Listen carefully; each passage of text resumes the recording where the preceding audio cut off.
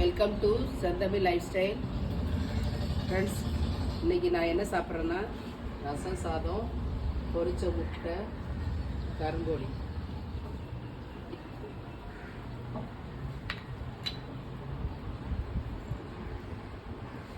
Friends, நான் இந்த புடவை வந்து 35 வருஷத்துக்கு முன்னாடி கட்டினது. இன்றைக்கி தான் கட்டுறேன். சென்டிமெண்ட் புடவைன்னு வச்சுருக்கேன். இந்த மாதிரி உங்கள் வீட்லேயும் இந்த மாதிரி ஏதாவது இருந்துச்சுன்னா இன்றைக்கி கமெண்ட் பண்ணுங்கள்.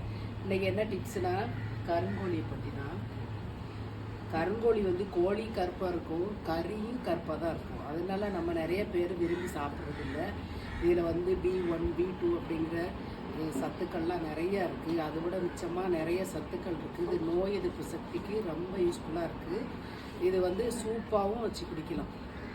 இது நரம்பு தளர்ச்சி இருக்கிறவங்க, ஹார்ட் பேஷண்ட், இந்த மாதிரி இருக்கிறவங்க எல்லோரும் அடிக்கடி இதை எடுத்துகிட்டு இருக்கும்போது நம்மளுக்கு உடம்புக்கு ரொம்ப யூஸ்ஃபுல்லாக இருக்குது. ஃப்ரெண்ட்ஸ், இங்கே பாருங்கள், கறி கருப்பாக தான் இருக்கும் இந்த மாதிரி.